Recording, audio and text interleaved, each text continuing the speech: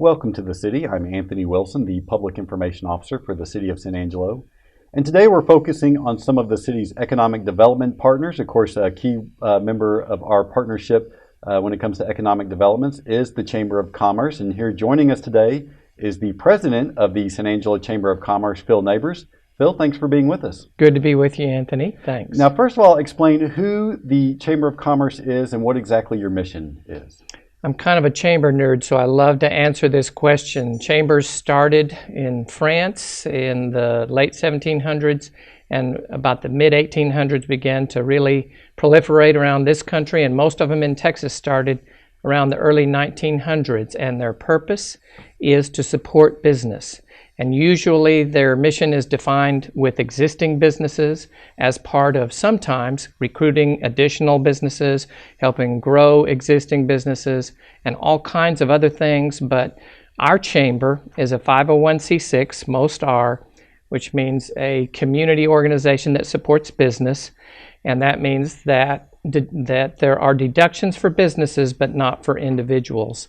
And of course, we've been here 97 years in San Angelo, operate out of the visitor center that everybody's familiar with, and provide programs, as you know, in tourism, economic development, and then chamber membership services. Well, and we're here to talk about two of those operations you just mentioned, economic development and tourism. Let's start with the economic development first. Explain a little bit about what your economic development arm does for the Chamber of Commerce. Absolutely. We are affiliated, of course, by contract with the city, and COCDC and the City Council, excuse me, provide a contract for us to provide marketing and recruitment services to the community.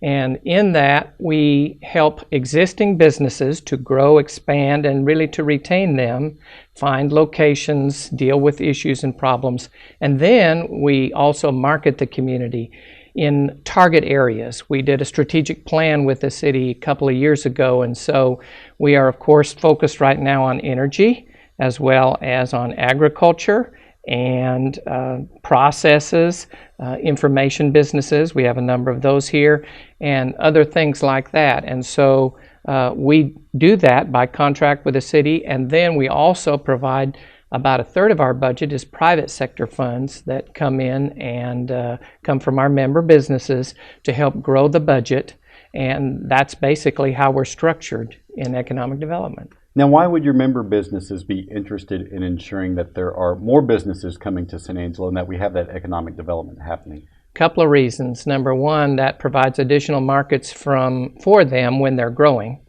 And as more people come in, it helps the workforce expand and gives you a more varied workforce to draw from. And then, of course, the other issue is that as the businesses grow, the economy grows, and the tide lifts all boats. So sometimes the issues may be at conflict in the sense of there being maybe some of their workforce being taken away by another business or an existing business. But what that does is keep everybody sharp, and it's part of the private sector's system to be better because of the competition. And so the whole idea of the chamber is for more to come in and both grow with each other and compete with each other. You mentioned about the chamber's role in economic development and the marketing of our community. How does that correspond with what the city does? How do you work arm in arm with the city in economic development? Yes, the city's role is focused a lot on the issues of course, regulating. If you locate within the city limits, you, of course, have zoning regulations and all kinds of things like that. And, of course, COCDC does a great job in helping nurture businesses as we bring them, as the Chamber's Economic Development Group brings them, and we work with the city in really helping them understand what it would take as far as locating here. The Chamber's role is one that is really focused on being a cheerleader, being an encourager, a mentor. We are the supporter of business, so not just any business, but those that are good for the community. If they pay good wages and are good for the community in our mix, then we want to be a cheerleader for them, and we'll come and provide that information to COCDC and the City Council and give the city an opportunity to look at that business. And of course, the other role that COSIDC and the city play is one of incentives. Our organization does not offer incentives, but COSIDC would look at those if they qualify and possibly make those available if it's important to that business that is either expanding here or locating here. And of course, when you talk about COSIDC, you mean the City of San Angelo Development Corporation, which administers Yes. the half-cent sales tax for economic development.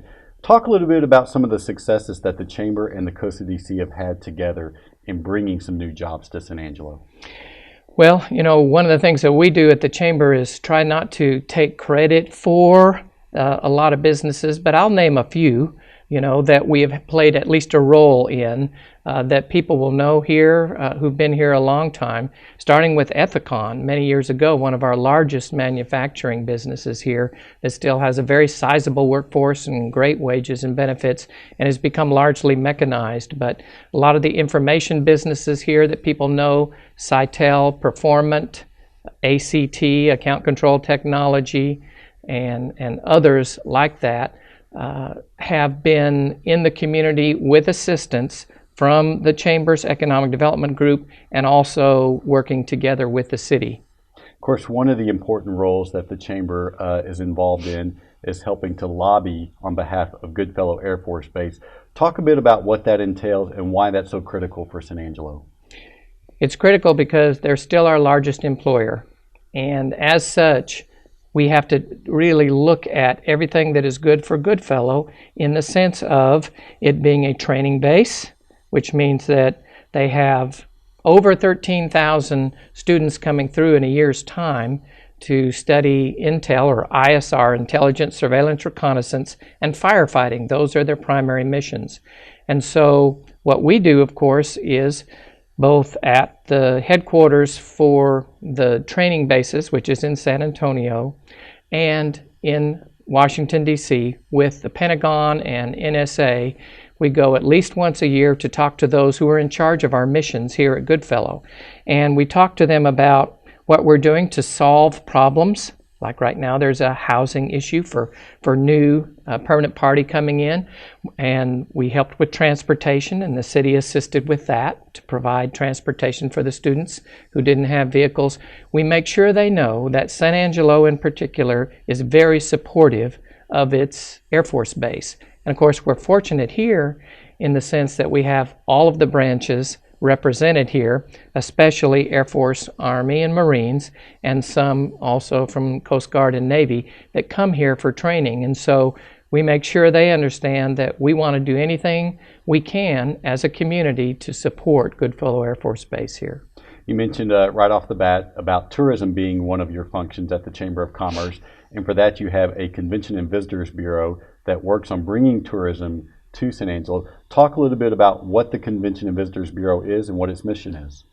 The state started occupancy taxes here in Texas in the late 70s, and so it wasn't long after that that San Angelo formed its own effort to collect occupancy tax from the hotels and motels in town, and the tax was created by the state to send 6% to the state to promote Texas, and then up to 7% locally is collected on that tax for local promotion. And so that's what the City of San Angelo does, and we get a portion of that, less than 50%, but a good amount to really promote the community for tourism. And that includes conferences and meetings and conventions, as well as leisure tourism in all aspects, sports tourism, the activities for historic tourism, outdoor recreation, and all of that.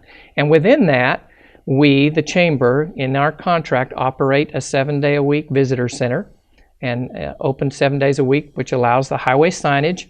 We have over 1,000 people that stop every month to find out more about where to stay, where to eat, what to do while they're here. And that's a big part of what I think the audience will recognize as part of our tourism effort here.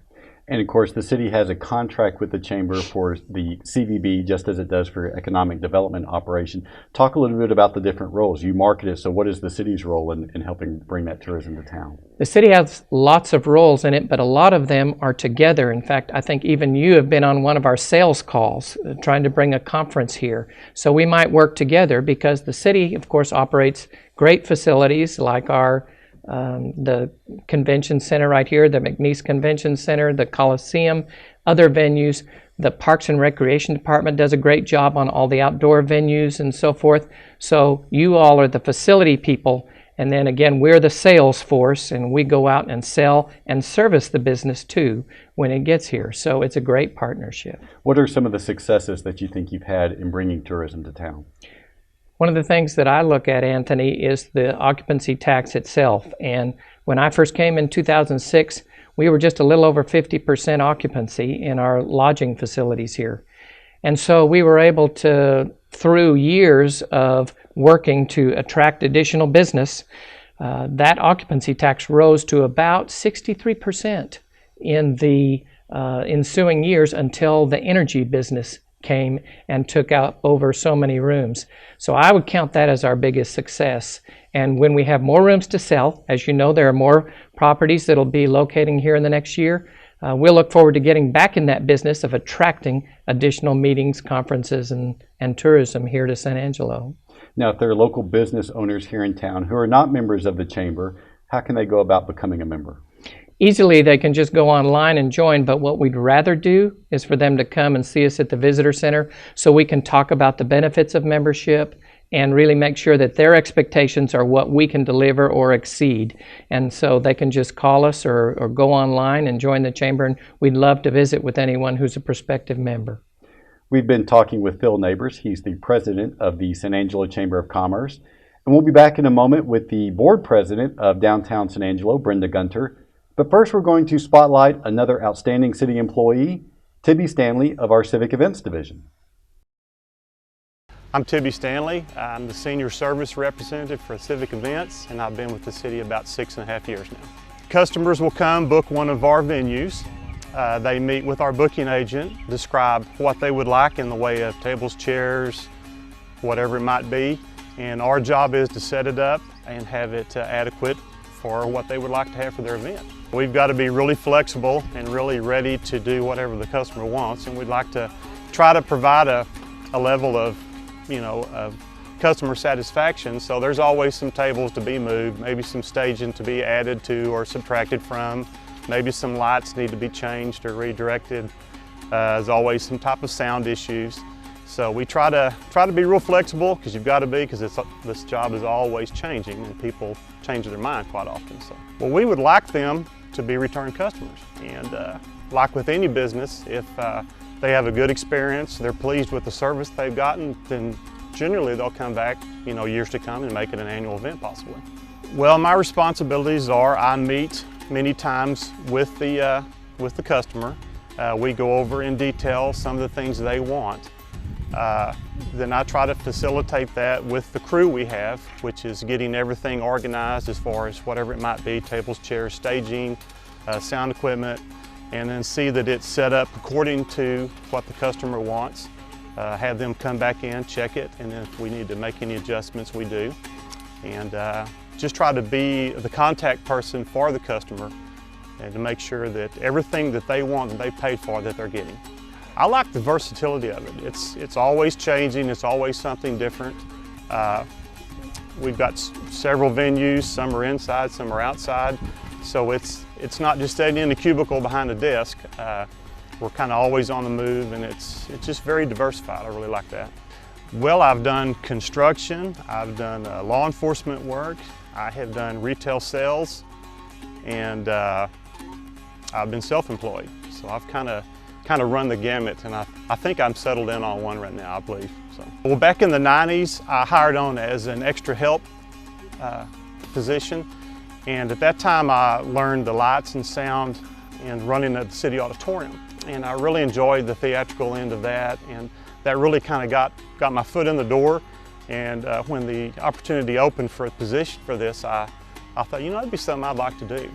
So I applied for that and due to my past experience and knowledge of certain things they put me on, and so I'm still here. The rodeo they've got it down to a science. They really do. They're very efficient in the way they run it. There's a group of us that have been working the spotlights every year, and so we work directly with the rodeo announcer and the rodeo committee, and we pretty much know what they want before we even have to go.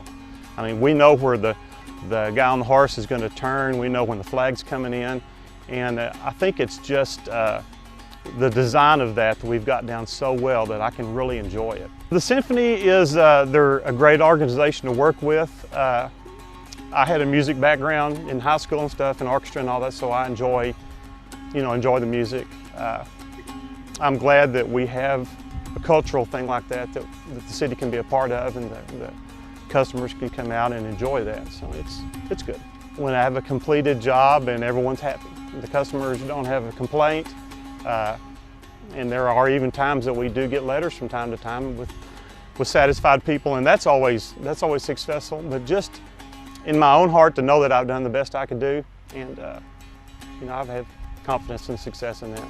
A lot of people don't realize what it takes to do some of these events. They show up and they don't think about, well, how did these 80 tables and 800 chairs get here? How did this stage and lighting and all this, they just walk in and take it for granted. And they don't realize the behind the scenes things that go on to pull these events off. There's a lot of work by a lot of talented people to pull these things off, it really is. In my spare time, I love any kind of outdoor sports. I'm an avid motorcycle rider. I like mountain biking, love camping, like messing with my yard, just pretty much anything outdoors I really enjoy.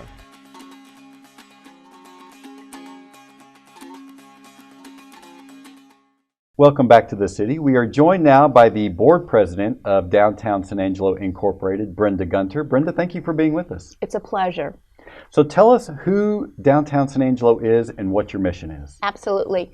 Downtown San Angelo, Inc. is a nonprofit, but most importantly, it's an organization that was created when the City of San Angelo and concerned citizens or interested citizens made a decision that they wanted to become a Main Street town, and they applied to the Texas Historic Commission as a potential Main Street city. So in 2005, we were selected by the Texas Historic Commission to become a Main Street city.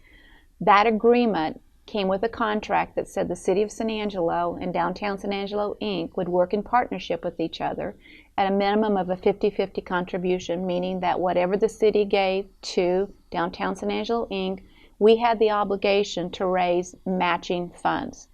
And so that was the partnership that began in 2005. And the overall perspective was that we had a wonderful Downtown San Angelo, Inc., or Downtown San Angelo, that if we did not do something, it would tend to deteriorate, and we would lose our history, we would continue to lose some buildings, and it would become an eyesore for the City of San Angelo.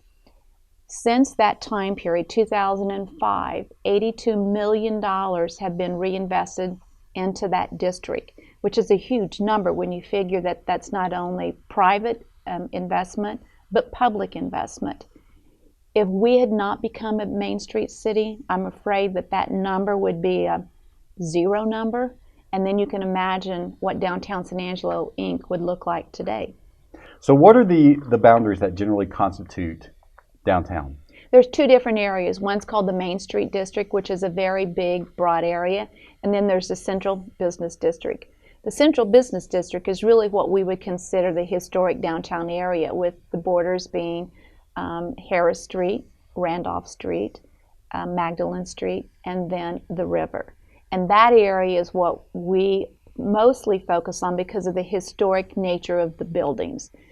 Then the larger district is a district that would be Houston Hart. It would be the river on the west side. It would be Main Street on the east side, and then Washington Avenue. So those are the two things that we talk about and we focus on as it relates to looking at the business trends and looking at the tax revenues that are coming in from those districts, and also as well as the historic preservation efforts. How many members do you have, and what does that membership look like? We have two things that we talk about. One is our board of directors, which is 30 people. We then have a membership that's over 300 people. The board of directors are selected every year, and it is a combination of people who have businesses in the downtown area as well as community leaders. And those people, in combination with the executive committee of downtown, meet once a month and talk about all the issues that are in front of us that need to be dealt with. Our membership is over 300 people, and those are people who have chosen to become a member with a donation as small as $50 and as large as $5,000. And those people help support us in helping us reach the goal to match the city's money that has been given and designated to Downtown San Angelo, Inc. on a yearly basis. As you mentioned, the city has a contract with Downtown San Angelo. How much does the city pay Downtown San Angelo, and what are those funds used for? They give us $75,000 a year, which is paid out quarterly, and that money is used for the main street or our executive director. So it's designated for salaries, not for operational and overhead. The money that we raise goes to complete the total investment that we need on an annual basis to function. So the money we find very important because you want to be able to hire somebody who is secure in their job, who doesn't have to focus on raising the money for their own salary. And that's why their city contribution is so important. And why do you think that's a good investment of city tax dollars? It is because if you take a look at that downtown area, it would be such a negative area if you didn't have a group of people specifically focused on that district. That district is important because it helps us to promote our city to businesses who want to come to San Angelo. It helps the university recruit students who are looking at colleges. It helps Shannon Hospital recruit doctors. If we were not a successful downtown area, Shannon could not recruit doctors like they are today. ASU would not be able to recruit students like they are right now.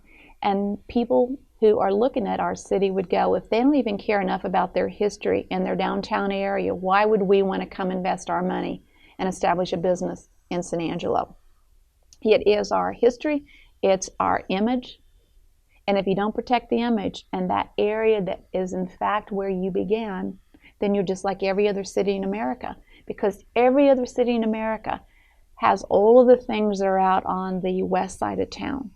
Those things are an important part of who San Angelo is in terms of serving the 17 counties who shop and spend their money in this town. But what you need to separate yourself is a historic downtown area that says, this is who we were when we began. This is our culture. This is our history.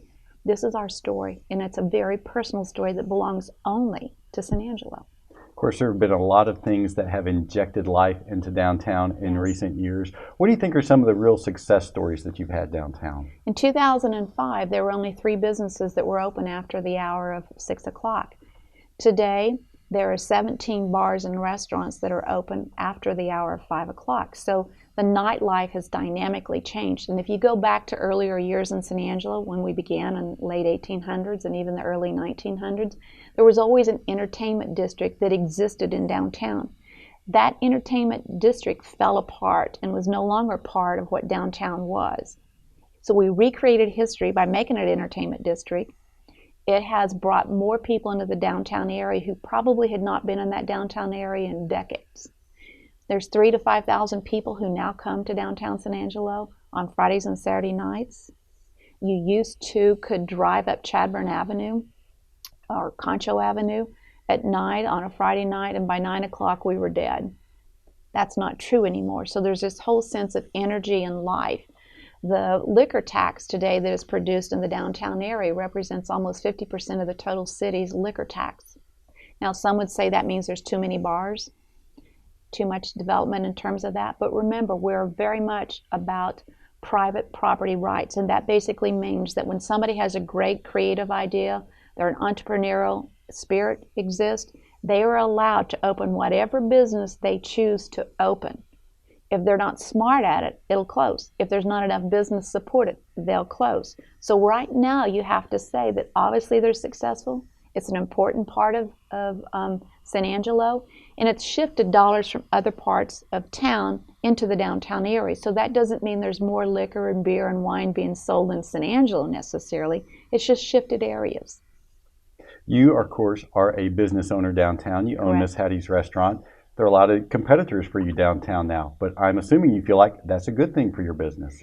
Competition is always good. You have to be smarter, brighter, figure out the way to keep your business unique and different from other people in the downtown area. And it's healthier because the more people that are coming into the downtown area, my piece of that market share either maintains or grows. If we didn't have this successful downtown area that we have today, I'm assuming many of those people that are my customers now might be going someplace else. And so my business could decrease or become less successful. If you're smart, you take on the competition and say, there's room for you and there's room for me. Of course, one of the big things that has happened recently with downtown is the hiring of a master developer, and a master development plan is in the works. Why is that critical for the continued revitalization of downtown? I think the important part about the master developer really is what they're going to be able to impact on the south side of the river. So much of what happens on the north side of the river is almost preordained because of the nature that the buildings are already there. They're historic buildings, so you can't take them down. There's not a place north of the river, between north of the river and Houston Hart, to really put in a brand new apartment complex. There's really not room to put in a hotel. There's lots of those opportunities along the river, on the south side of the river, that would bring a lot more energy and a lot more people into the downtown area. We believe it's important because we need a hotel in the downtown area. That's an important part of heritage tourism. We need downtown living because in order for more businesses to come into the downtown area, we need more people living down there. Developers will tell you, in fact, that San Angelo has been unique in the world of redevelopment, and that is that most downtown areas are successful because the living exists before the businesses exist. In San Angelo, the businesses exist before the living has existed. People are shocked that our businesses and the growth of downtown has existed without any downtown living. It seldom happens. We only have a few seconds left. What do you think is going to be the next big thing that we're going to see happening downtown? Downtown living. We think within 24 months, you will be very amazed at the number of downtown living units that will exist. We just opened up new loft apartments at 30 West Beauregard, which are spectacularly well done. It is a showcase for what can be done to a historic building. It was a smaller building, so there's only 4 units. But I think people are looking at that going, I want something like this. This is an important part of my life, and I want to be living downtown. But we also have ranchers and farmers that might live in Sonora and Ozona who say, because of our age, we want to have a place in San Angelo. We aren't going to leave the ranch, but we'd like a place that's closer to medical facilities. It would be something that we would enjoy coming and doing on weekends instead of having to drive back to Sonora. You've got doctors and their wives that I think would like some, or doctors who come by themselves would like downtown living. It's a huge opportunity, and the more living we have, the more successful businesses will be in downtown, whether they're retail or whether they're restaurants or whether they're bars. But we need more people living in downtown, and we need hotels with more people staying downtown. We've been talking with Brenda Gunter. She is the board president of Downtown San Angelo, Inc., and we hope you'll join us for the next episode of The City.